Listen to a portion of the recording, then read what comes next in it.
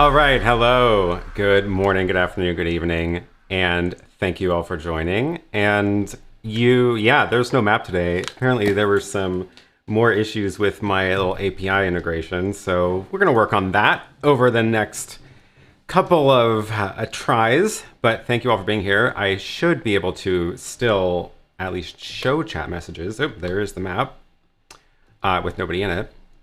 But I see a bunch of people in the chat, so thank you all for joining. Where is the map? Good question. It is taking a nap. So I will just say hi to some of you in the chat. Hello, Hans. Hi, Julian. Good to see you. Tech Kondo, thanks for joining. Tuned into some of your stream yesterday. It was fun. And I see John in the chat. Good to have you here.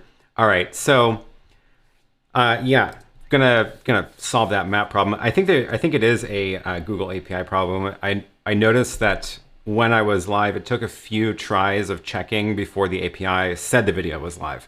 So there's like apparently a major delay there that I need to then account for, which basically means I just have to start going live earlier than 5 minutes, because 5 minutes is apparently not enough to have it kick in. I thought my code was doing something wrong, pulling the chat messages in. It was not anything wrong with the code. It was, in fact, something wrong with just the API not syncing up yet. So anyway, the plan for today, I've got a couple of fun things in store. I am going to, you may have noticed if you got the email I sent out this morning, or if you look in the description, there is a giveaway that is currently now live. And I'll tell you more about that in a second. I see some people already found it, already clicking some buttons around.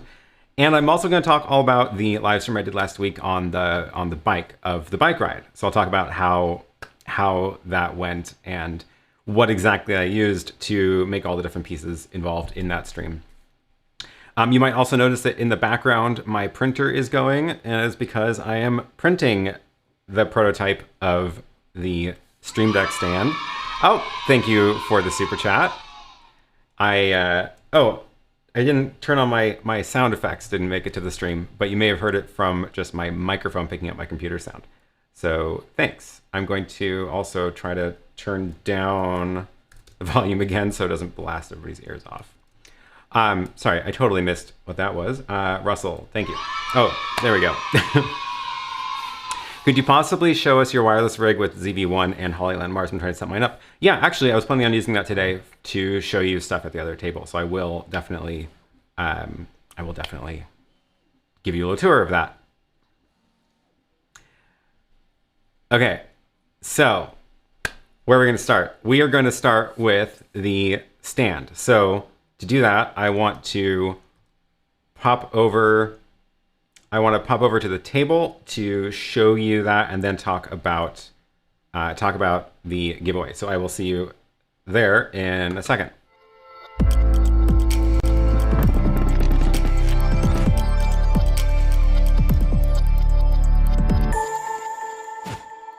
Yes, today the featured product is my own, so this will be fun.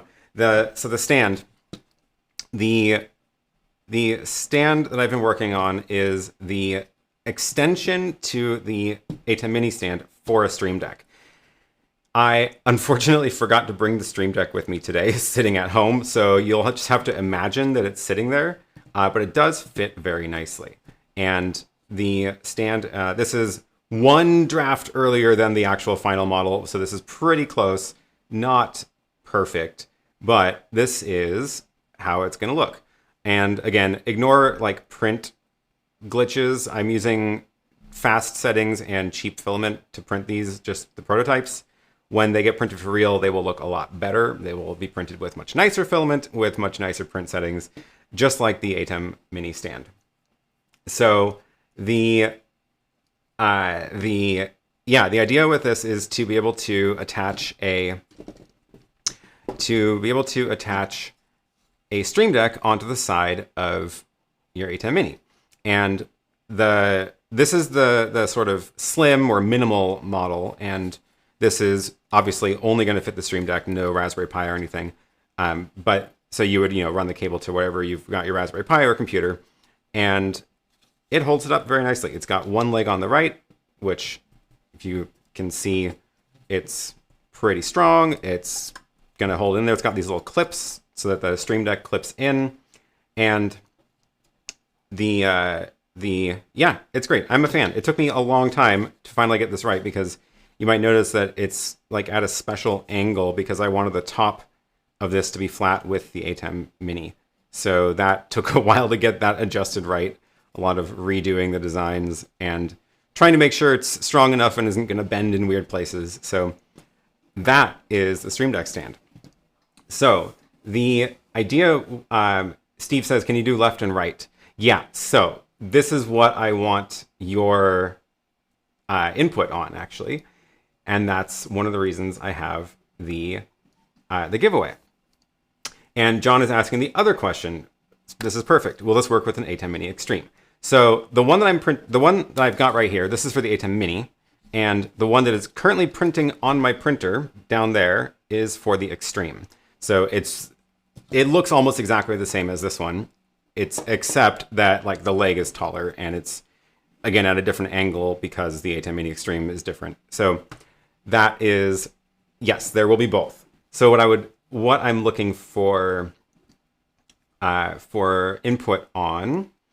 Oh, and then Josh is asking me the other question. Will there be a Stream Deck XL version? There will. I am planning on doing that, and I am that is the next one I'm doing. So we're gonna start with just the 15-button Stream Deck, and then I'm going to do the designs for the XL version. So we will have all of the versions out there eventually. But what I want you to do is to go to this giveaway, and the giveaway is for one person who enters the giveaway will get the Stream Deck stand, and whichever one you want of the well, 4 options. The options would be for the ATEM Mini, for the ATEM Mini Extreme, on the left side or the right side. And I would love to know, everybody who enters, which ones would you want? Would you want the left or the right hand, the Mini or the Extreme version? So that's what's in the giveaway. Let me drop this link in the chat, but you also have it in the video description. And there's a whole bunch of fun stuff to do in this giveaway. First of all, it's going to ask you to answer whether you want left or right, Mini or Extreme version. And then it's going to give you more things to do, including finding a few secret codes. So everything that you do in the giveaway will give you more chances to win. And I tried to make this not require like a ton of work. There's no like posting photos or anything. And everybody who does any of these actions will be part of the random drawing. The more things that you do, the more chances you have of being pulled from that random pool. So let me go and, oh shoot, I forgot I didn't set up a button for my super source at the table. So we're just gonna switch to that, and now I can do super source. There we go. So this is the giveaway page. Go ahead and let me know if you want the Mini version or the Extreme version, or if you would use both. The winner, I'll email the winner, of course, and actually confirm. And then that's the email is just so we can contact you, and then the left or right hand side. And then it will give you a bunch more things. I should do this so that I can show you the rest of this. Don't worry, I'm not going to take away a drawing from someone. I'm already logged in. This was not a great demo of this. Okay, we're going to do that later. Anyway, I see a bunch of you are already figuring it out. The other ways to enter include make sure I'm not sharing my computer screen as I go get this code out of my email. Okay, there's that login code. And okay, now I can go back here. The other ways to enter are go. Come on. I know you can do it. I know you can do it. Yes. I am 13. At least 13. Okay, whatever. This is not working. I will eventually figure it out. There we go. Okay. That is what I wanted to show you. Visit my Instagram page. This is the only platform where I am a different username. It's on Instagram. So I want to make sure you know that. And I've been posting a lot of photos there of, not a lot, some photos of rigs and stuff as I'm doing. My email newsletter is a fantastic way to get notified of these live streams. And if you subscribe to my email newsletter, there will be a secret code in that you can enter here. And if you are already subscribed, you will have received that code in your email this morning already. So that's in your email, or if you are new, when you subscribe, you will find it. At some point, I'm going to show another secret code on the screen in this live stream. And anybody who is watching the live stream live or the recaps, you'll be able to find it hidden somewhere. I'm not going to tell you where it is. It won't be in the same place it was last time. So keep an eye out, stay tuned. I am not going to tell you when I'm going to show it. It will just appear. And you'll be able to, if you miss it live again, you can scroll back and find it again later. The last special code is a secret one that only people who are watching actually live will be able to find. And what I did is I hid it somewhere where it will disappear after the live stream. And I want to make sure that everybody who's watching live gets more chances to win. So to do that, then I'm going to tell you how to find that right now. And what I'm saying won't work if you are watching the replay of this. So to find the secret code that is for the live stream viewers only, all you have to do is go to my website, aaronpk.tv. And I'm not going to show it on the screen because then it'll be baked into the stream. So go to aaronpk.tv, scroll down a little bit, and you'll find the secret code there. And that's going to disappear after the live. So I see a couple people already found it. So that is excellent. Go ahead and do that anytime until this live stream ends, because then it will be gone. So make sure you find it during this stream. Again, it's just aaronpk.tv, just my homepage, and you'll find it on that page. The secret code is not in the video description because then it would be viewable to anybody afterwards as well. It is on my website. I'll just drop a link to that in the chat again. So, okay. And, okay, yeah, this is a great question. Will you have a giveaway with the Stream Deck XL2? I have the XL, so yes. I will, actually, if you win the giveaway and if you win this giveaway and you want the XL version, I will give you the XL version instead. And it's just not ready yet, but I'm expecting it will be not too much longer, a few weeks probably. So you'll have to wait a little bit, but if you want the XL version, totally fine. Let me know if you want that one, if you are the winner. You can edit the description though. That is true, but I would rather send people to my website. So yeah, go check that out. This is the link where you will find the code only temporarily. Okay, so that's the deal. Oh, Brian has a good question. Is it an add-on to the stand, or will you have a package deal to buy both? It is its own piece. Like, you can buy it separately because it will attach to the existing stands, both versions that we have already been selling. And but yeah, of course, like if you haven't bought the stand yet, you can definitely buy both at the same time. Yes. Okay. Inix is in the chat as well. Both left and right will be available. Can we see the printer cam for a second? Good idea. Let me go rewire my studio to show that to you. I need to send the printer camera over to that input. Okay. Now I can show you the printer hard at work. Let's do that in the super source. That is labeled wrong, but I can deal with it. So here is the printer cam. Oh, got that little bug. Okay. The black bar on the side. I'll talk about that in my review video of the ATEM Mini Extreme. This is the prototype being printed as we speak. It is going in the background. Apologies for the background noise if you can hear it. It is making little squiggling sounds. It is, but yeah, it's hard at work. It's going. It's going, and it'll be done this afternoon, probably a couple hours after my live stream is done. So I am looking forward to doing that test fit.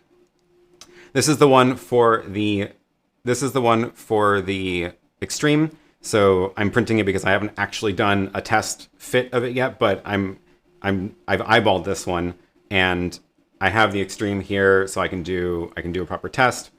This is, oh my god, I just realized I forgot the Stream Deck at home.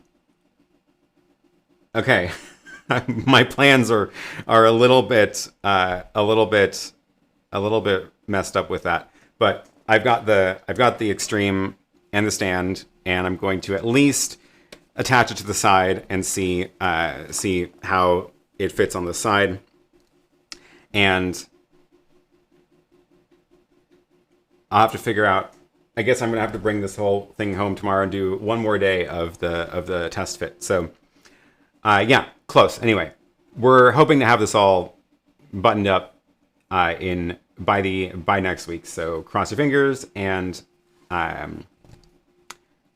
yeah, good luck with the giveaway. So let me look at the other questions in the chat.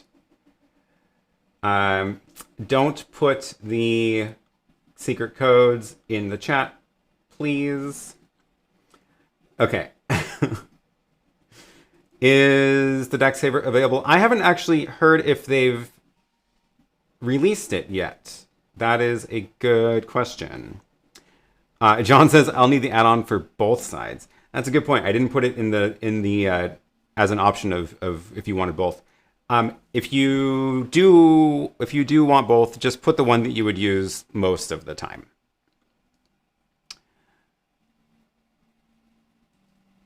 What 3D printer is this, and what do they cost? This is the Prusa Mini, and I got this one because it is relatively low maintenance, and it comes mostly assembled. You can buy it mostly assembled. I think it was just 3 pieces to attach, and I have been a huge fan of it. It has been working so well. It is, yeah, I am very impressed, and I've been always worried about getting a 3D printer because I was worried about it would just be too much work to maintain it and all that, but this has been working very well. That is, yeah, I honestly just really impressed with it. Does the printer bed cable not affect it as it is close to the wall? If you look, the cable is bumping the wall, but it flexes, so it's okay. It's just bare. I had to position this very, very carefully because it's also, I can't show you, but it's also just at the right height where the end has to. I had to actually chop one of my shelves, a couple inches off the end of one of my shelves to make room for the end of that to go up. So that was fun. And yeah, it perfectly fits in my little shelf. Oh, I can show you the main camera. It'll be a little bit blurry, but you can kind of see how it fits in there. So yeah, it's been fun. What software do you use to design? I've been using Shaper 3D on the iPad. I left my iPad over there. I'll show that to you later if you want. It is pretty fun. And let's see, what other questions can we do here? What is the biggest monitor that you can attach to the ATEM Mini Extreme stand? I haven't done like a proper load test on it in terms of what is like what's the actual limit. I will say that the 10-inch Lilliput, I think it's the A10 model, that one is probably the biggest I would do. It's let me find the link to that. It is, did I spell that right? Or yes, too many L's and I's next to each other. Okay. So this Lilliput A10, I would say is the biggest one I would put on the Extreme stand. I think I had pictures of that one in the product shots, and you can see that it does not cause the top bar to bend down. That's what you'd be looking for. Anything heavier than that starts to put a little bit too much weight on here, and I would be nervous about it. The other one that I have used is the 7-inch Blackmagic Video Assist, but that is a lot heavier than the 10-inch Lilliput, especially once you add batteries. So for anything big like that, you'll definitely want the back clips that give it extra support in the rear. Otherwise, it might actually tip over. And anything above that, I would not go up to 13 inches on it. That starts to just get too heavy.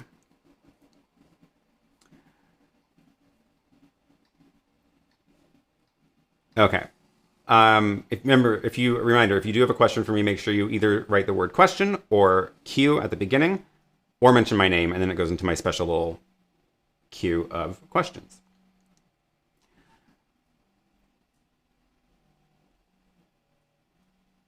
Okay. Oh, Graham says, you might like to know that I'm using you to test having a guest call into my workplace so you are live in an empty church in Edinburgh.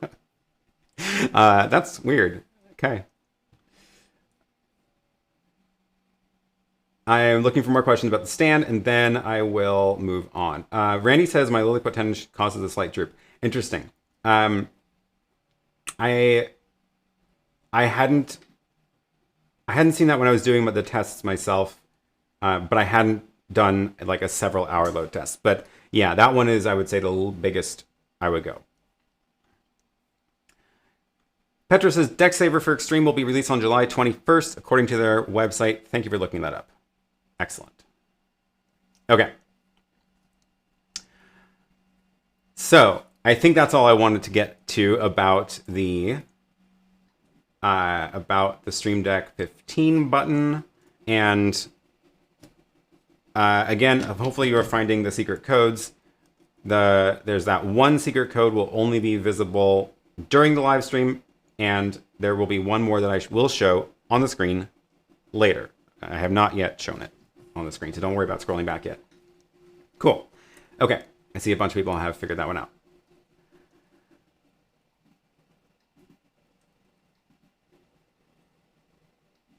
How are you powering the monitor for your teleprompter? Let's talk about my little setup here. And I will also talk about the ZV-1.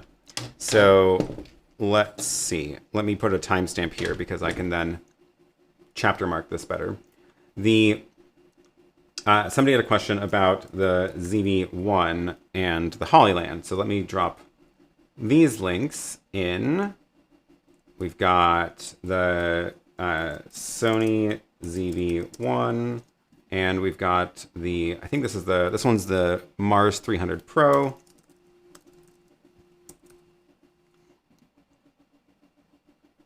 Mars 300 Pro. 300 Pro. There we go. Okay. Those are in the chat for the timestamps. So this is my little wireless rig, and there's not much to it. Sony ZV-1 has an HDMI out. It has micro HDMI. That's the only sort of trick here. So you need a micro HDMI to regular HDMI cable.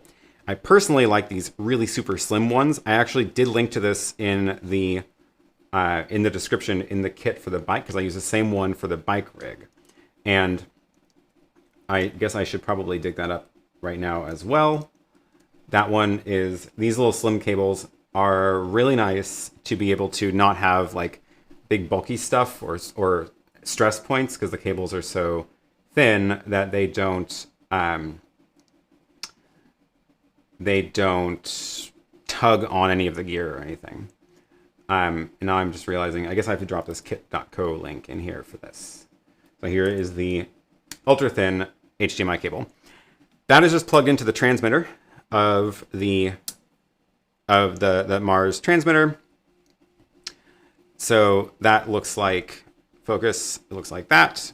You can see that, you can see my ceiling in the viewfinder, and there's a battery on here. I have only a small one today. I think it's doing okay. Let's see what the voltage says. Oh, it's dropped down to 7.7 already, so that may not last the rest of the show. You can get the big ones, the tall ones as well, and those do last a lot longer. And this is then transmitting wirelessly to the 300 Pro receiver, which is over in the desk, routed into the ATEM. And I also just realized this camera battery is about to die, because these little batteries do not last long. Normally I have this, when I don't have it on this stick, I have it hardwired in with the DC coupler, so that it is running off the wall power, so the battery just doesn't die. So this is yeah, fun little rig. So let me use this now to show you the teleprompter. So the teleprompter is the A10, and I've got my multi-view from my ATEM Mini Extreme on the teleprompter. So the monitor actually does the mirror, the flippy thing, so that it shows up right in the mirror. And I've got my Blackmagic camera, not mine actually, that's Blackmagic's Blackmagic camera, back behind there. We are using the 6K Pro today, and one of the last days I get to use it. So of course, because I have this whole crazy desk setup, my multi-view is visible on the teleprompter. It's also there, and it is also on my desk on that left monitor. And then my computer screen is also mirrored to that on the desk, as well as this monitor over here, which is the one that I'm using to look at the show right now. So yeah, the power and video for the teleprompter monitor are just cables down the back. I did not do a very good job of my cable management down there, and they're just running down to the little, let's see if this works, the little breakout box down there. Yeah, my cool little breakout box that has all of the connections for the different things at this table. Gigantic mess of wires. You can just ignore that and pretend that it looks all clean like this all the time. So that is the setup here, and that is my little wireless camera, which I think is about to die. So good timing. Okay. What else am I going to... Yeah. I think I might need to grab a new... Where did I put the other batteries for that? Recharge it. We're going to swap out the ZV-1 battery so I can keep using it. Okay. It is, in fact, spaghetti. If anybody thinks about putting the Stream Deck on a Magic Arm, there is a free design on Thingiverse, which clamps on, and it works beautifully. That's cool. That's awesome. I am glad to hear that. Yeah, Thingiverse has some really cool stuff on there. All right, fresh battery. So, moving on.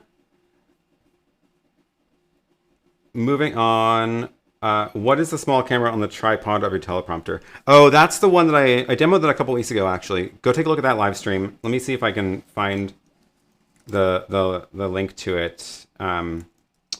Where would that be? In my YouTube studio.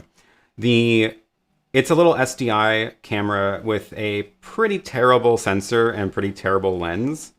And I was testing it out just to see what it's like. Ooh, which one is it? Which one is it? I might have to search my links. Ooh, that'll be a good demo.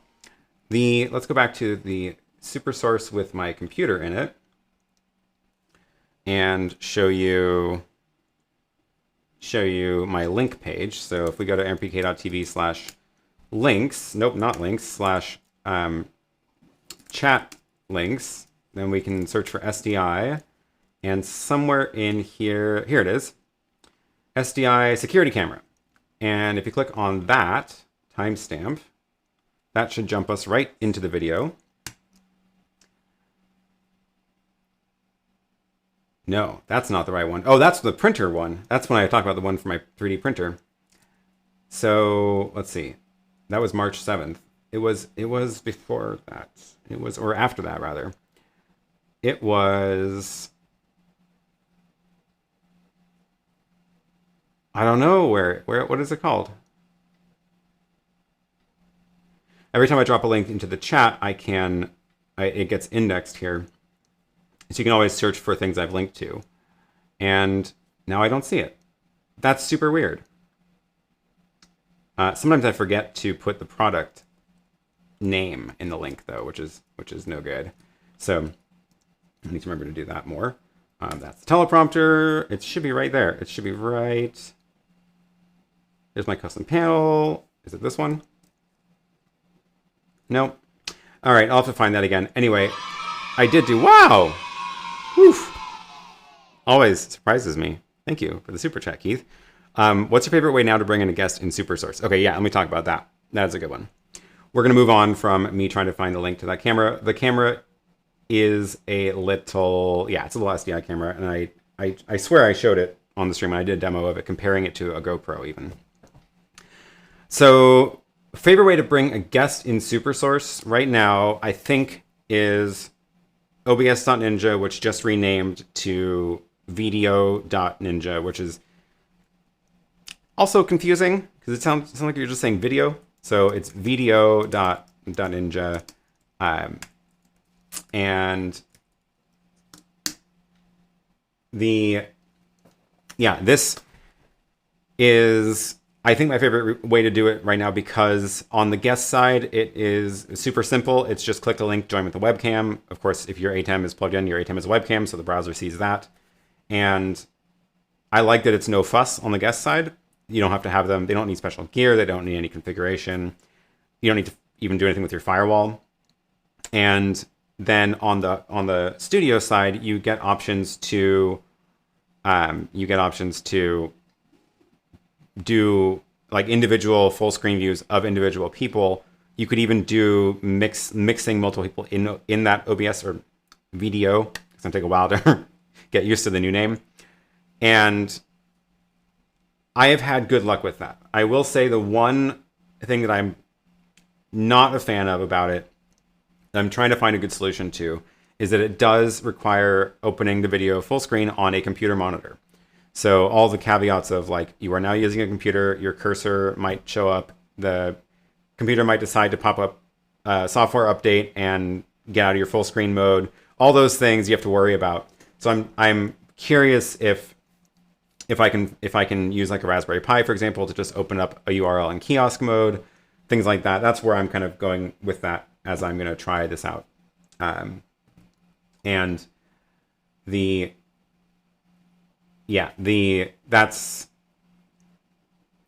other options, which do work very well, are the ones that require encoders on the guest side, like the ATEM Mini Pro as a RTMP encoder or the Epiphan as an SRT encoder. And those do work great, and you do get very good results, and they are more stable, but it's also a lot more work on the guest side. So I don't like to require that guests have the ability to push in fancy video feeds, and that's why joining from the browser is such a nice trick. So that is the deal. And Keith says, Adam sent me an email, said it worked great. Yeah, that's what I was using for him. He was joining over OBS.Ninja. It was called OBS.Ninja at the time.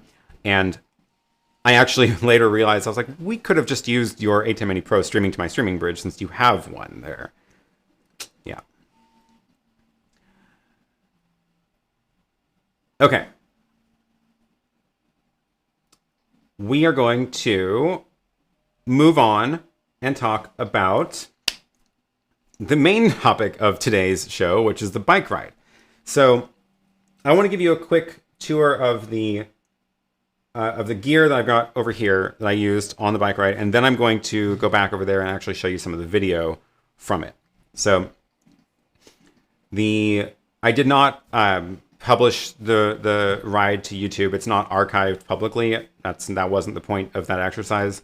But I'm going to play back a few clips during this stream.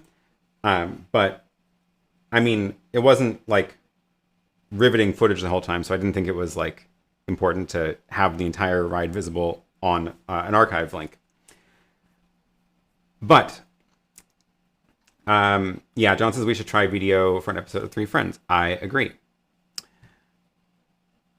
So let me just do a little screen thing to draw a line, and then we're going to talk about the bike ride. Okay, I didn't go anywhere. I'm still here. We're going to talk about the bike ride, and I'm going to show you what I used as the rig. I've got links to all of these things already down below at the kit.co link. So if you are curious about those, you can find them there. So first thing, the camera. I tried several different options for this. I used a GoPro 7. I have the 7. I have not bought a new one since the 7. As far as I can tell, the 8 doesn't actually add a lot of features, and the 9 is, other than the screen in front, which is a cool feature, seems to be a step down. I was watching a video yesterday, and apparently the touchscreen responsiveness got way worse on the 9, which is like, that should not be the direction that progress is made. And anyway, so 7 is fine. The 7 and the 9, they all have RTMP streaming built in. You are supposed to be able to stream from this to platforms like YouTube and whatever. So I tried that. The goal of this was to stream to a link that people did not need to log in to use, and I did not want it to be on YouTube because I didn't have a good YouTube channel for it. So I used Owncast, which is running on a server in my closet, and that's also the shirt that I got. The Owncast is open source software. It is an RTMP server, and it is a video player. So you can install it, and you basically get your own little you get your own personal streaming platform. It is, it's just a web page that will show a stream when you push an RTMP stream to it. So it's like a DIY Twitch, DIY YouTube stream, whatever you want to call it. So my thought was I'll push the GoPro to that. And I did not, however, want to push directly to it because if the GoPro link drops, that would cause the entire stream to go down. And people would see like the stream is offline. So I didn't want that. And that's where things start to get a little bit complicated. So instead of pushing from the GoPro directly to the RTMP server, I went into Lightstream Studio, which is a cloud-based platform streaming thing. And they set me up with a 90-day trial account. So I am trying this out for a few different workflows, and I will report back more details after and do like a full tour of it in a little bit. But in the meantime, this is what I was using for this stream. So GoPro streaming to Lightstream Studio, which is then streaming to Owncast. I might have to get my iPad out so I can draw. And that means if the GoPro link is down, then if the GoPro link goes down, it means Lightstream is still pushing video. It just might be pushing a black screen, which is fine. At least the stream won't be offline. And then because I'm in Lightstream Studio, I can do overlays there. They have a couple of different options of bringing in additional sources, bringing in a browser source. You can join via webcam there as well. So I set up a web page overlay to be on top of the stream the whole time. And I'll show you, when I get back over there, I'll show you the browser source and all the different things that are in that and how I built that as well. To mount the GoPro to the bike,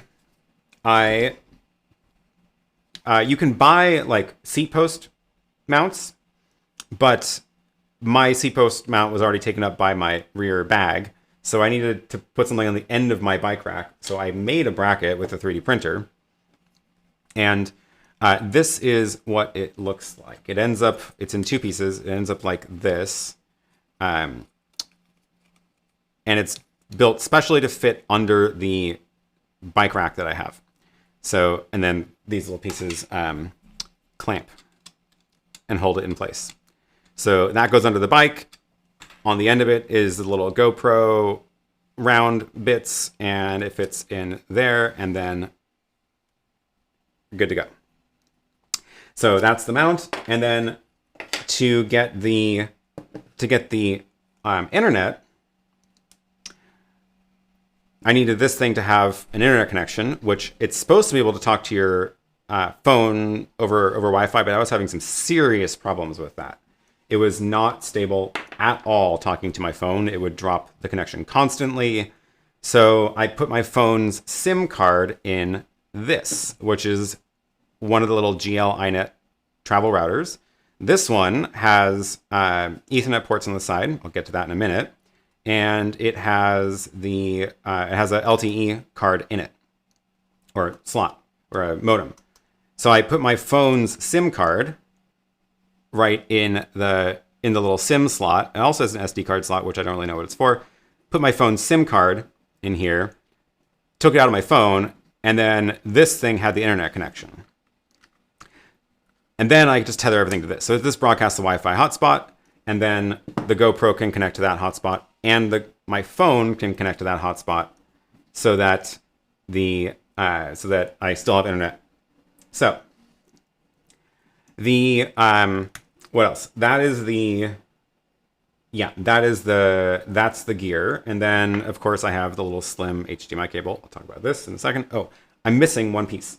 So yeah, the problem I was having was after I switched my phone to stream from here. Oh, I just turned it on. So GoPro to my phone was really flaky, not stable. So I went GoPro to here. And that was better, but still not super stable. The RTMP encoder in this is just not very good, apparently. So then what I did instead was I went HDMI out of the GoPro, HDMI into an RTMP encoder, a dedicated RTMP encoder. And for that one, I used the little DD encoder, which is currently streaming my printer. And it's tiny little, it looks like a flash drive. It's got HDMI port and Ethernet port. Then I was able to use the Ethernet port to wire it in. An H2R gear plot of that writing setup would be good. I agree. I will at least go draw it on the iPad. So, okay, let me go back over there so I can actually draw it on the iPad. Okay. So I need to reset my super source box 1 back to the main, and then I can do, oh, why don't we do the overlay? That was fun. No, I need more space than that. Okay. So the GoPro is the camera. I need the right color. That's really thin. Let me make that bigger. That's too small. You cannot see that. Where is my, here we go. So here's the GoPro. And then I did HDMI into the DD encoder. And the DD encoder Ethernet was into the GL.I net. So that's Ethernet. This makes a Wi-Fi hotspot. So then I have my phone tethered to it, just cuz. And I also had an iPad, which I was using as my control surface. And that's my phone. So these were wirelessly connected to that. And so that's basically it. It's not too much tech, right? It's camera, H.264 encoder, hotspot, and cables to connect everything. And let me grab photos of this. So the whole setup looked like, where's my, apparently I did not quite plan. Okay. Yeah. This is what it looks like on the back of the bike. So you can see that little mount there and the GoPro sticking out the back. This was without the cables plugged in. So just imagine the cables were there. And did I take a photo of my view? I forgot to take a photo of what I was looking at with I had a phone and the iPad on the handlebars. So that was my view into this.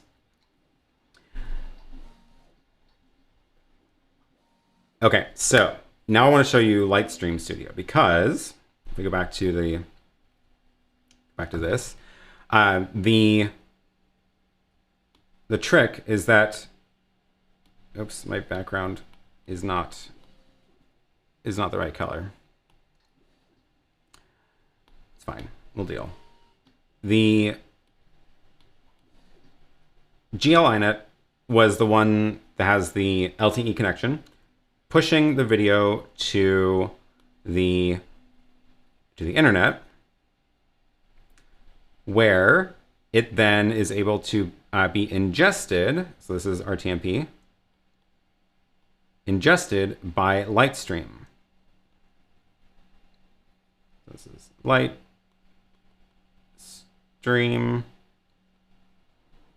So RTMP goes into Lightstream, and then I've got a bunch of stuff in Lightstream. So I'll show you that now.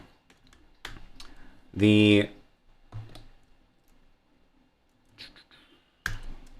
Studio, go Lightstream.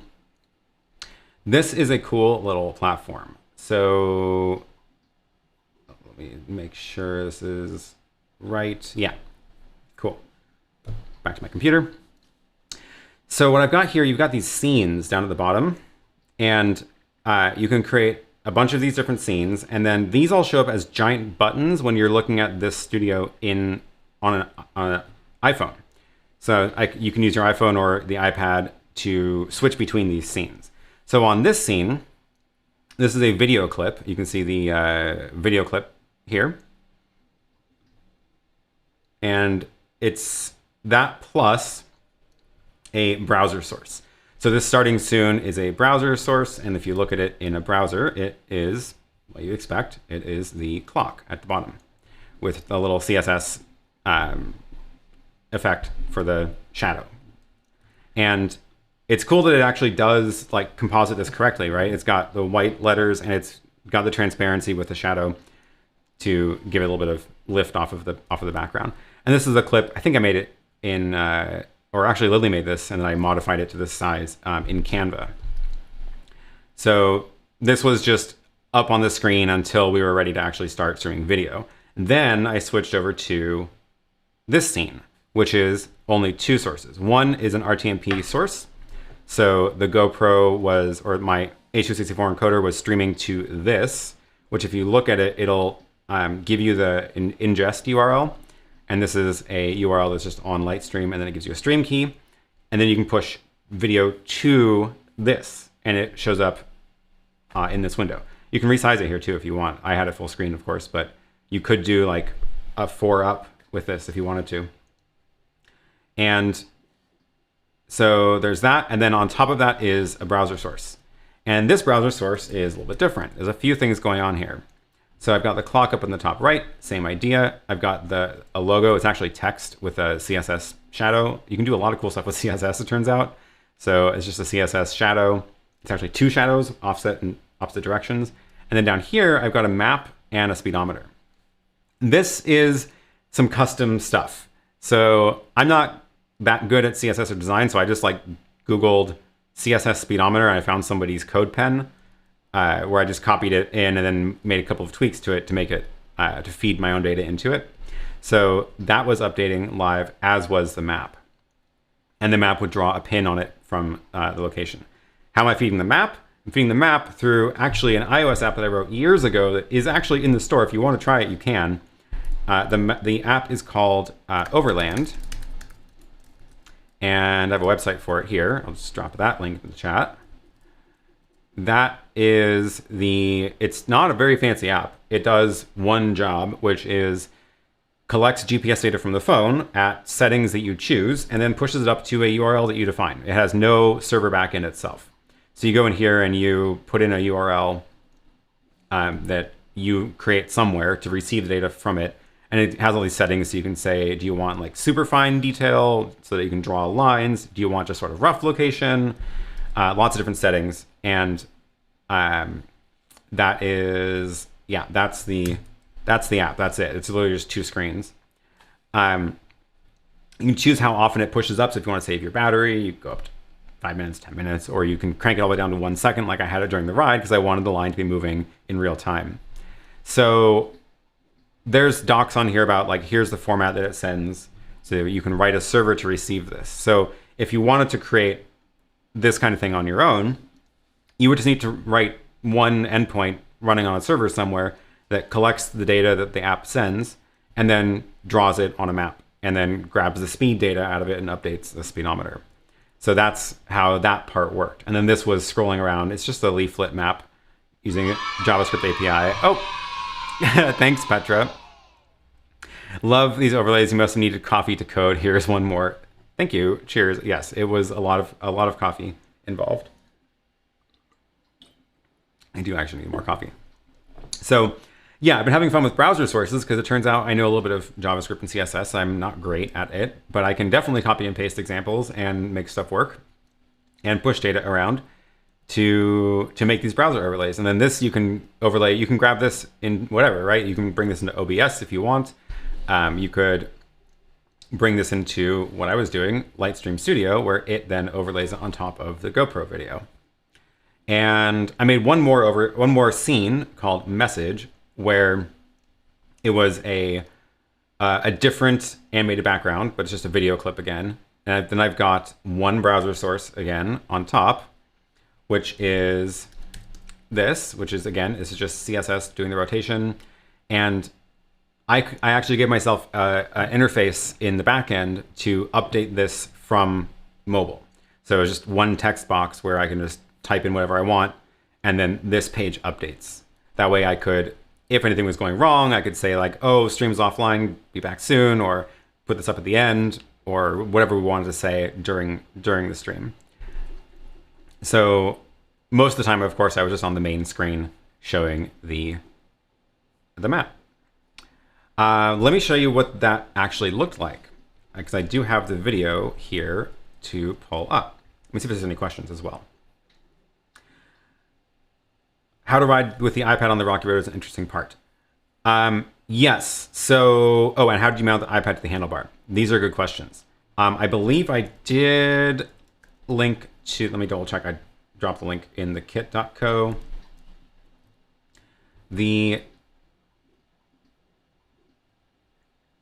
I forgot that one. Okay. I forgot to add that into the product page. The trick was to find a mount for tablets that also goes onto handlebars. So let me just go and create this link for you. So this is the, my link to the app didn't make it into the chat. Sorry. Okay, that's from earlier. Tablet handle bar mount for iPad Mini. I did use an iPad Mini. I did not think it would be strong enough to hold an iPad Pro because it's actually kind of heavy.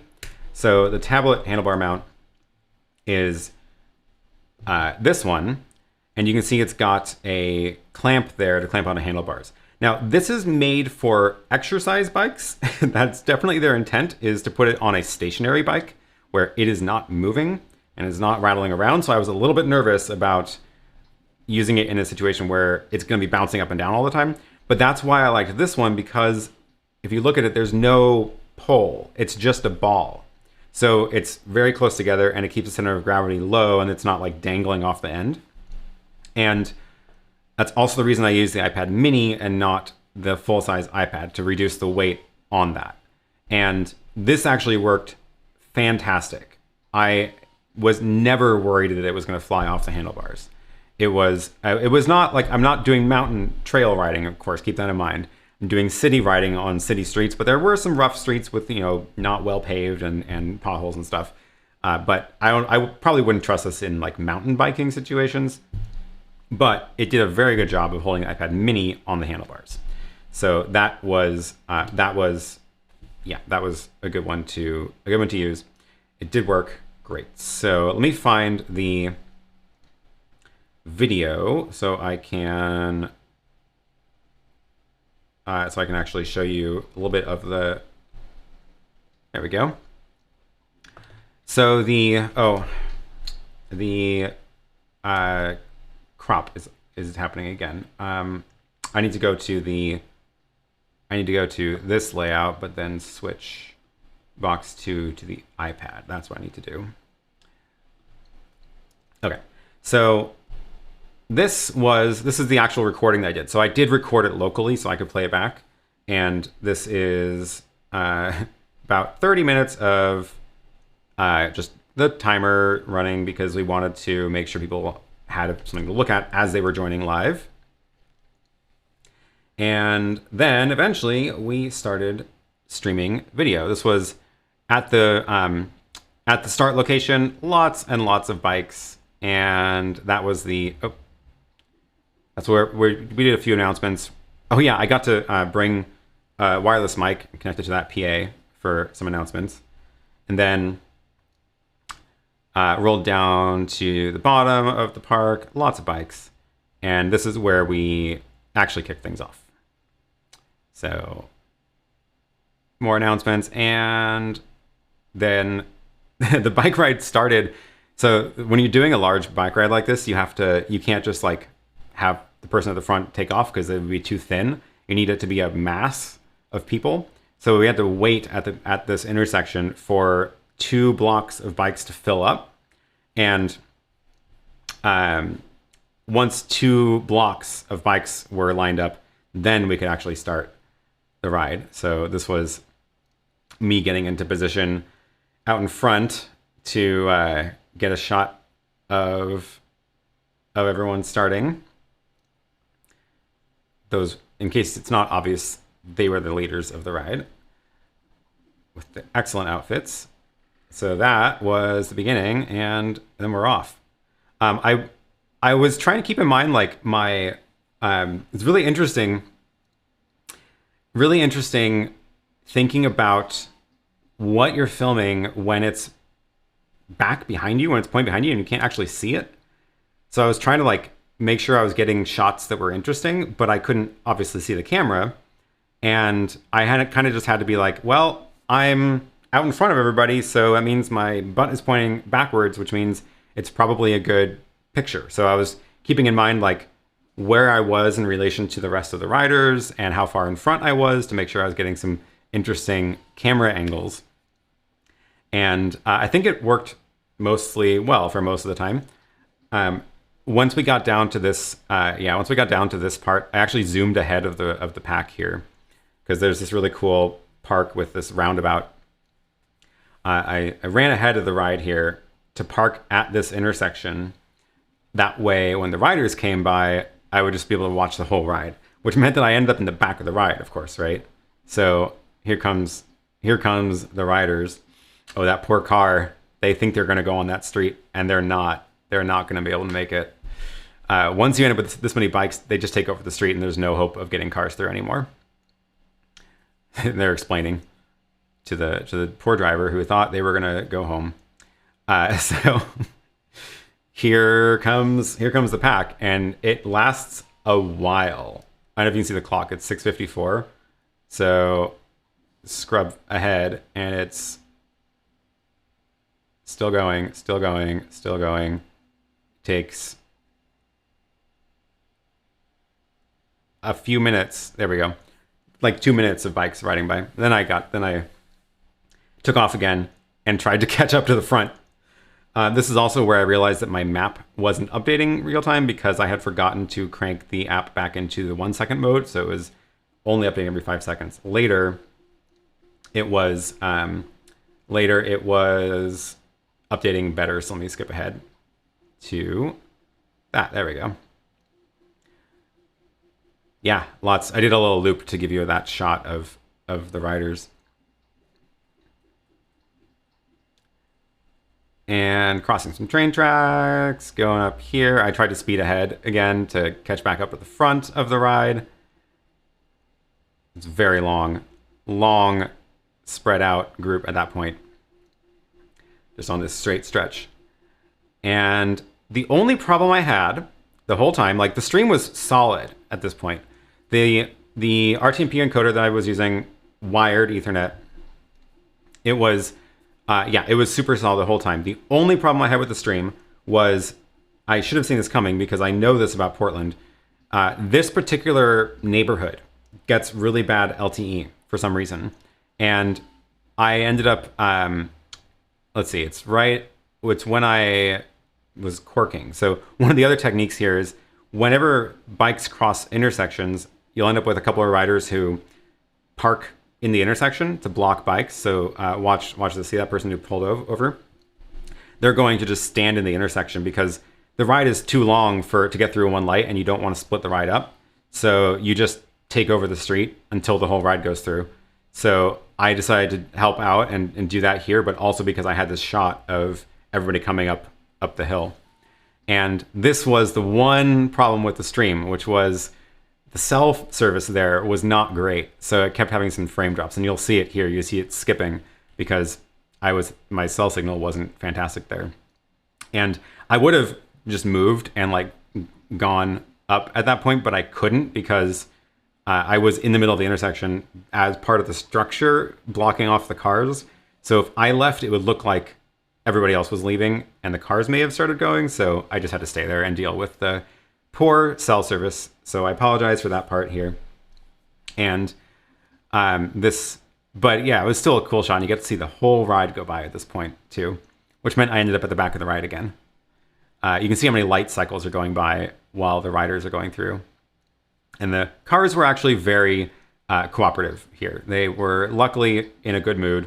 It was, nobody was mad. There was no honking, only friendly honking. Nobody was angry and nobody tried to barge through. So that was nice. I think, yeah, Robert says no police escort. Not for this one. This one wasn't, you have to like book the police to do that and you know, pay them for that. And it's they do that for the much larger rides. This one we weren't sure how large it was going to be. It's kind of illegal to block intersections, kind of. So here's the thing. This is Bike Month in Portland. Everybody knows that. Here's the other part of it. Somebody told this to me, and I thought this was a really good way of thinking about it. If you are a semi-truck with 2 segments and you enter an intersection right before it turns yellow, and then the light turns red, and you're in the intersection while the light's red, you didn't run the red light because the back of the truck happens to be still there, even though the front made it in before the light turned red. So that's okay. When you have a ride this big, you can't think of it as individual riders anymore. You have to think of it as a single mass. So it is a single mass of bikes, and it would be more dangerous to split that up into smaller segments. Dangerous for everybody. So instead, what you think of it as a single group, just a single vehicle. And the vehicle entered the intersection on a green. And it just didn't happen to leave the intersection for a few minutes. So it's still the same vehicle going through until the end of the ride. And that's the way to think about it, because otherwise it is a lot more dangerous. A lot more dangerous. Nathan says a lot of illegal stuff happens that doesn't cause harm. Safely blocking intersections is better than not safely blocking intersections. That is very true. And yes, this just happens all the time in Portland now. There's going to be several of these kind of large rides this month. Everybody knows that. It's fine. People deal. Nice drivers in Portland. Yeah. This was also the only like big intersection. The rest of them were just sort of like neighborhood streets, so it was a lot less disruptive. So when they plan the route, they very intentionally try to find ways to lead the bikers on mostly bike streets and not blocking intersections whenever possible, going through places that are not going to disrupt traffic because nobody wants to disrupt traffic. But sometimes you just have to cross a street like this. And this was these are 2 of the main north-south highways in Portland, Grand and MLK. So we had to cross it at some point. We kind of got away with not crossing it on the way down because we were able to cross train tracks instead, and then go under the highway. This highway is on a bridge down at the south end. So try to minimize disruptions. They try to be, plan it in a safe way, and you will discover very quickly that this technique of just blocking the intersection, you have to do it, and it is safer than not doing it. Portland drivers wave others on at 4-way stops, even if they themselves have the right of way, they'll be fine. Exactly. Yeah. I have when I'm biking around town. Can you believe the ride is still going? Like this is just playing in real time, and it's just still going. When I'm biking around town and I end up at stop signs or 4-way stops, I'm trying to obey traffic rules, and bikes have to act like cars on the road. So I'm always like, okay, you were there first, I'm going to stop, you should go. But then the cars will always just wave me on.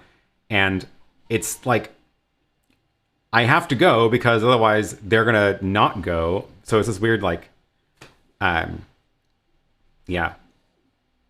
It's drivers are almost too nice sometimes. When we were open and had funerals at my church, I often illegally blocked the four ways to stop to get the procession out. Yeah, exactly. Same idea with that. Portland city bikes have bike racks. That's the kind of biking attitude in there. There are some pretty cool bikes in here. I don't know if you I guess the light wasn't fantastic. I should have shot the other way, I guess. I don't know. It was getting dark at this point, 7:30. There's some pretty fun bikes in this ride. Yep. Keep Portland weird.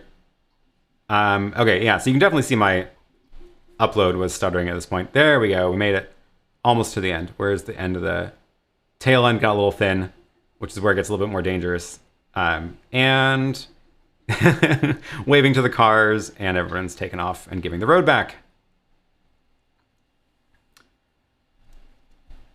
That was several minutes of riders. That was impressive. Yeah, so then the slot service got much better the rest of the ride, and we made it to the park. I was not able to catch up to the front again. I got close, speeding by people, but didn't quite make it to the front, and landed in a park.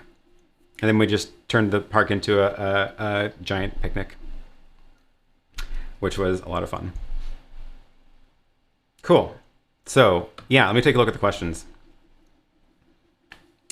Now I'm really intrigued about visiting Portland. You absolutely should. Portland city buses have bike racks. Oh, that's what you meant to say. Yes, Portland city buses.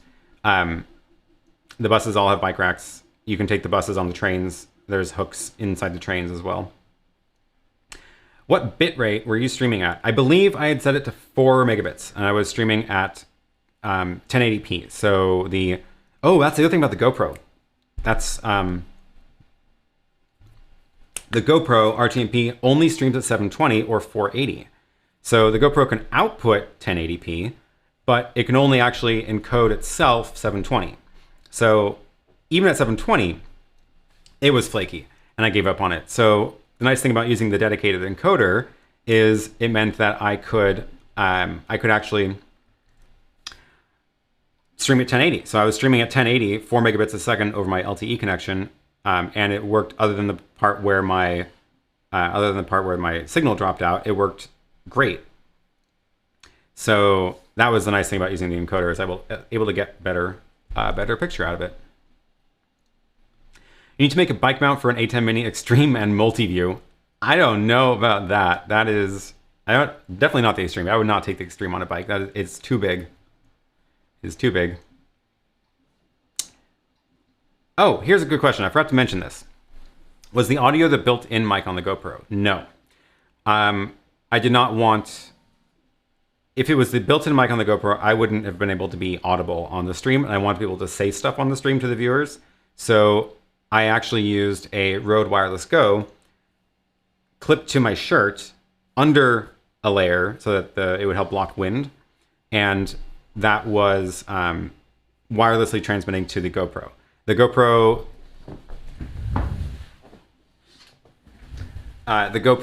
mount that I use, the case, it has this little extra thing on the bottom for the microphone dongle.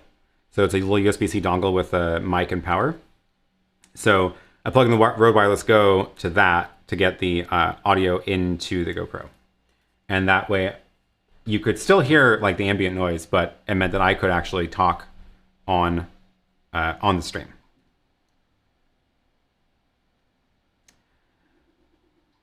All right. Any other questions about that? I would love to take the ride next time in Portland. You should absolutely come. This whole, actually 3 months, the whole summer, there's just tons of rides happening. Normally it's just in June. But this year is special. We're trying to thin it out so that it's not as many large groups of people. Cool. What else did I want to talk about? Yeah, I think that's about it. Any other questions about the ride or the GoPro? So throughout the week ahead leading up to this, I was doing a bunch of trial rides of this. So you may have noticed you may have noticed me going live on that live.aaronpk.tv, and I was just test streaming between my house and the studio, trying out the different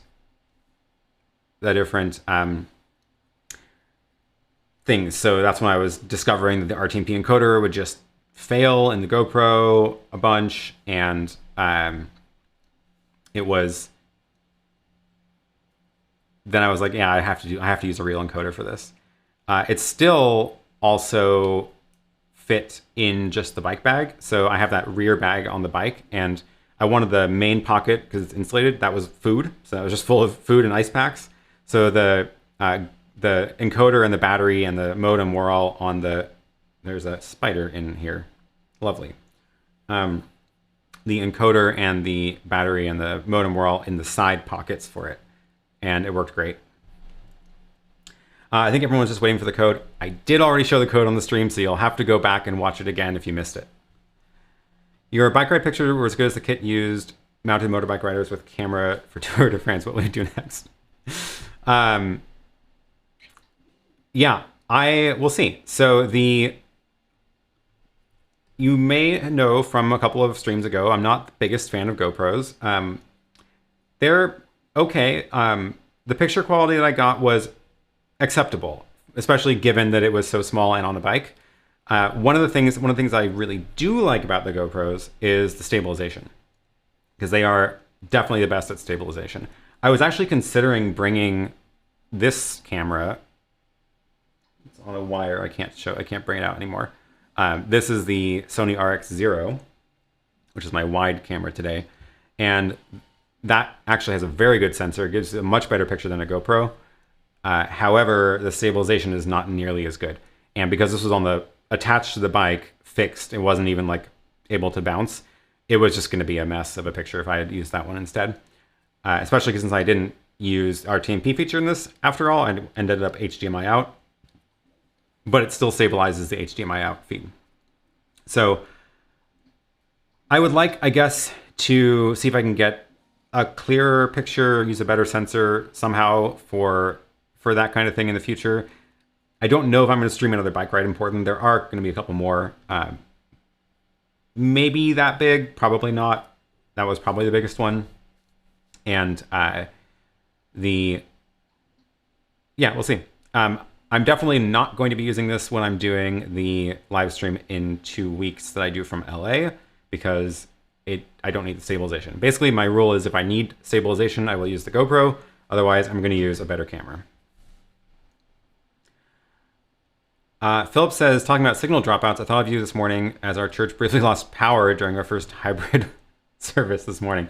Oh, we don't have our entire church AV system on battery backups, so our stream got interrupted. Yeah. Getting the whole thing on battery would be a big project. That would be like Powerwall style. Teradek Bond backpack next event, only a slight bump. That's a lot more expensive. Also, I didn't want to wear a backpack. I didn't really mention this, but the ride was actually sort of themed. You're supposed to dress up fancy-ish. It ended up being super, super hot, so most people didn't because it was just too hot out to wear fancy clothes. But I did wear a vest from my suit, and I did not wear the shiny one, although that would have been very good. But I did wear a vest, and I didn't want to wear a backpack because in that heat, the backpack is you just get all sweaty and it's gross. So I wanted all the gear to be just on the bike, and so it was just me sitting there. What streaming service do you use for live chat? I'm using my own thing. You can download it in the Chrome store, the Chrome extension store. I do have a video talking about that. So take a look, search for chat overlay on my channel, and you will find that video.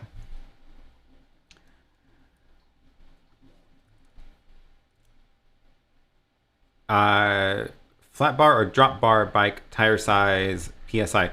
Oh, yeah, I didn't even talk about my bike. My bike is a Brompton folding bike. So it is very small tires. I think they're 19 or 18 inch. Don't quote me on that. I don't remember the size of my tires. I'm not a bike nerd. Brompton folding bike. And the handlebars are the flat style. So they have a couple different styles. They have ones that are like I forget what they're called, the U-shaped ones, but mine are the flat style handlebars. And I did just pump up the tires before the ride because I had a lot of weight on that bike with all the food that I was carrying, and I was also carrying folding chairs and a folding table on the bike. So it was pretty well loaded up with food and gear. And I pumped it up to about 85 or 90 PSI, top off the tires. Were you using any power banks to keep any of the equipment charged? I was. So the GoPro has a battery, and the LTE modem has a battery built in. That LTE router has a battery, which actually lasts a long time. The encoder is USB powered, and the GoPro battery does not last very long. So the entire thing was running off of a big power bank. It's the 26,800 milliamp hour, the largest you can take on a plane, because that's the battery that I had, and that was able to keep the whole thing powered the whole time. I didn't even look at how much was left at the end. I don't think it drained it very much at all. So I had everything powered off of that. I had the GoPro charging off of that because the GoPro would not have lasted the whole time. The RTMP encoder was being powered off of that, as was the LTE modem. So although it had its own battery in it, so all that was just in the little bag. How long is the stream expected to last? I had no idea how long the bike ride was going to be. So what did it end up being? We ended up getting to the park at, what time was that? We ended up getting to the park at like 7:40. So it ended up being almost an hour and a half. Actually, it was an hour and 45 minutes of streaming. Only a little over an hour of bike ride. Would love to do it with the Live View Solo and LU 2000 back at home. If you have that stuff, go for it. Could you use DJI Osmo? I was considering it. I was definitely considering it. So the Osmo 2, or the Pocket 2, DJI Pocket 2, has RTMP streaming built in. I didn't actually try that on the bike yet. I did get a GoPro mount clamp to hold the Pocket 2. So because my little stand that I printed has the GoPro slots for it, I could attach the Osmo DJI Pocket 2. They changed the name. It's very confusing. That would then tether to the hotspot to stream RTMP itself. The Pocket 2 does not have HDMI out, so I would be relying on its RTMP encoding. I do want to try that out. That is my current plan for streaming in LA. I'm going to do some tests, and hopefully it works well. If it's as bad as the GoPro RTMP encoder, I will be very sad, because I have high hopes for the Pocket 2, the Osmo. The nice thing about that is that it is a gimbal head, so I think the stabilization would actually be pretty reasonable on it. So, yeah. Could use an iPhone with Filmic. It has stabilization. Possibly. It depends on how good the stabilization is. I feel like GoPros are specifically built for things like mounting on bikes. And the problem is that when you're on a bike, it's not just stabilizing like this kind of thing. It's vibrating very, very quickly, very small amounts. And that is a lot different to correct for than like the sort of large movements you get waving stuff around with a hand, or like, your hand steadiness. So I have a feeling the iPhones are not optimized for that, because you don't expect to strap an iPhone to a bike and then go do mountain biking. Whereas GoPro knows people are doing that with their devices. I am curious to try it, but I am also not a big fan of the idea of strapping the iPhone on the back of a bike and then not being able to see it or see if it's working. So I would have to just sort of, I do trust the GoPro to not turn off randomly once it's set up. I don't trust the iPhone to not have something happen. I would want to be able to lock the screen. Maybe you could use the, what's the feature? For kiosks, or the guided assistant or something, where you can kind of lock the screen and make it knock it out of an app. Might work. What was bike power management system? there was no power on the bike. It was just pedals. Wonder if mounting your GoPro on a pole for a front view over your head for a future ride. Yeah, I was thinking about it once I was there. I was like, oh, I do wish I had a front camera also and I could switch between them. But that starts to open up a bunch of different problems too, because the reason that this one worked was because I didn't need very much gear, because I was just getting a video feed to Lightstream Studio. And Lightstream Studio is cool and it lets you do all this fun stuff. It's not a switcher in the same way. So like when you switch scenes, if you look back at the stream, there is a couple of frames of black. So you're not going to use this to switch between camera angles, and like notice that the overlays loaded up again. So it's not instant switching like a switcher, which means I wouldn't use it to switch between two different camera angles. You really only want to use it for like switching between major scenes in relatively not often. So if I wanted to get two video feeds up into that, I would have to probably either do picture in picture and just have one small the whole time, or do side by side, so that I don't have to switch between them all the time. And if I did want to switch between them, that's when an ATEM Mini starts to look appealing, because then I can do the switching locally and send just one feed back up. Michael says, okay, I'm back. I had to go find the code. Nice. Welcome back. Okay, here's a question. A client wants me to do live streams. They want me to start all streams at the same time, 5 p.m. on all timelines around the world. Is there a delay for streaming? So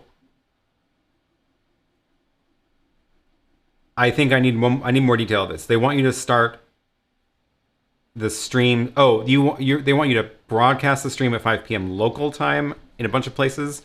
So you need to delay to 5 p.m. local time for all the different locations. I did actually do a video that would help you with this, and it's a bit of a work to set up, but I talked about it all in this video a couple weeks ago. I will drop the link. It is the one where I streamed the poker on a 15-minute delay. So here's a delayed streaming poker game. Okay, that's in the chat. And the reason, so I only did 15-minute delay, but the way I set it up, the delay is completely flexible. It's only limited by how much hard drive you have. So you could definitely do a 1 hour delay with that. Polska fan says, DJI Pocket 2 mounted to the bike looks stuttery. You have to mount it to the body. Unfortunately, the RTMP encoder is bad as well. I did a bike stream with the Pocket. Yours was more solid. Ah, darn. Bummer to hear that. Okay. Well, I'll have to do some tests as well. It's the problem with attaching these things to bikes is the bikes are tons of tiny, fast vibrations, not the same as what a gimbal is really made to protect against.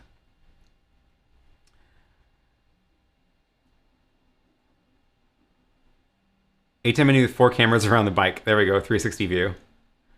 Why did you not use your YOLO for the stream? So I was thinking about it, and that would give me 2 cameras, front and back.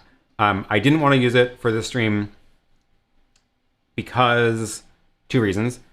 One, I wanted to try something new. I wanted to try this workflow of mixing the graphics in the cloud. 2, it would have taken a lot more wires. So I would have had to run a long HDMI cable around, like, on the bike to get a front camera and a back camera. Or to even just get the yellow box would be on my handlebars instead of the iPad, basically. So that would have been there. And then even if I had only 1 camera in the back, it would have taken a long HDMI cable to get to the back. And I didn't want to do that as the first attempt at streaming a bike ride. So that was the 2 reasons.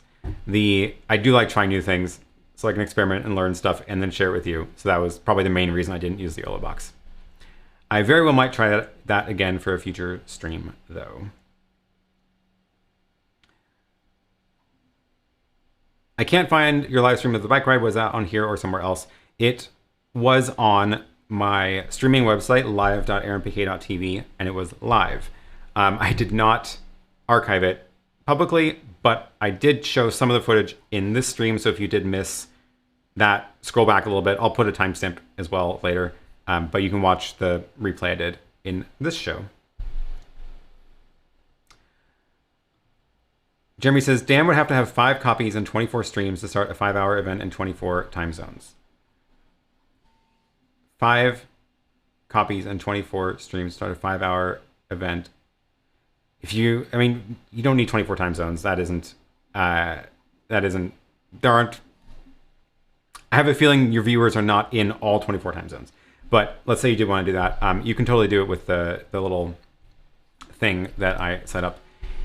You might need it on a computer stronger than a Raspberry Pi in order to do that, but it's not transcoding the video, so it doesn't need a ton of CPU, but you would need a fair bit of bandwidth to pull that off. Basically, the way that works is it takes one stream in, then it starts recording it to disk, and then you start a separate process for each outgoing stream with a different delay configured. And you could definitely start 24 of those if you wanted and start them on different delays. But you'd be pushing up 24 streams. So you need the bandwidth for all 24 of those. Did your SIM card count as tether data or normal data? I don't think my SIM counts the difference. I don't think it has a distinction. I use Mint Mobile and they just give me a data chunk, and I upgraded to the 10 gig plan for that. And I used about 4 gigs, I think, during the stream. But I think it might, I don't know what it would count like for other plans that do distinguish between tethering or normal, because it is, like, the SIM is in the modem. So as far as the SIM is concerned, it's just data. I don't know if it would know if it's in a modem versus my phone. But anyway, in Mint doesn't care. What about AirMix for the adaptive bitrate and pulling in your cameras via RTSP? You could fairly easily switch on the iPad. Is AirMix one of those iPad apps for this? Turns your, yeah, oh yeah, it's Teradek. Yeah, that's something else I want to try. I haven't tried doing it that way. I don't know if, oh yeah, the encoder I use does do RTSP, so I could pull the RTSP feed from that DD-MOL encoder.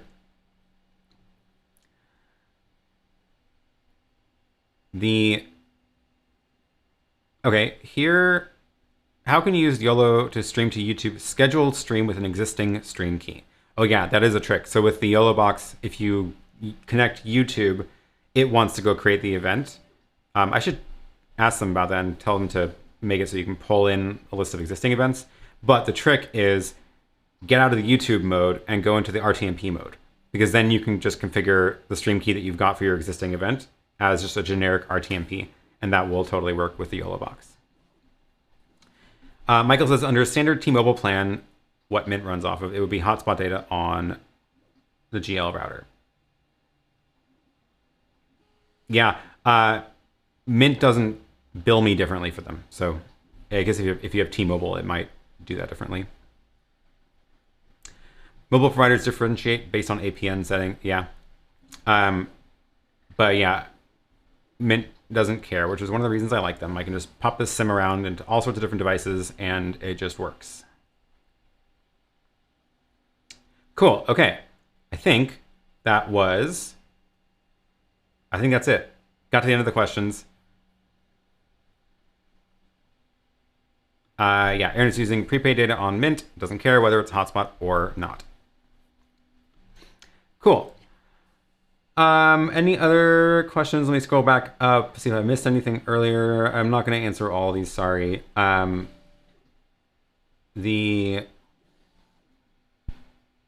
here's a good question about the ATEM. I've been using a small flash drive that has USB A and C to record. It gets pretty hot, I have noticed that. Same with an SSD and aluminum enclosure. After learning that I can FTP to grab the recordings, I like to leave a drive plugged in. Is there danger to that, or a drive better suited to being plugged into the ATEM Mini Pro? I've had the SanDisk Extreme Pro plugged into mine for a long time, and it's fine.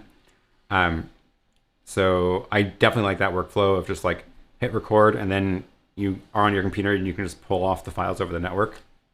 It is pretty handy.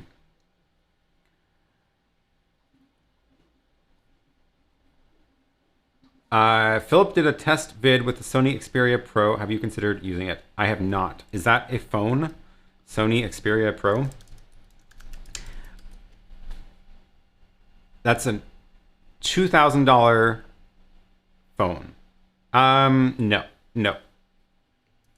I think I did see his video about that. Oh, thanks for the super chat. What happened to the message? Something went wrong. Thanks for the super chat and the confetti. Let's see if I can make these appear in a minute. Oh, I did it again. I did the thing where if two people send it at the same time, it gets messed up. Sorry. Okay, here is grams. Nope. We're gonna have to reload my graphics. There we go. Thanks for being my guest at work via 2 ATEM Mini Pros and a Kramer switcher to get around the lack of mix minus. Have a beer. I'm going to have one. Cheers. Thank you for that. Excellent. And thank you, Michael, as well for the super chat. There we go. I appreciate it. I got to fix my null bug.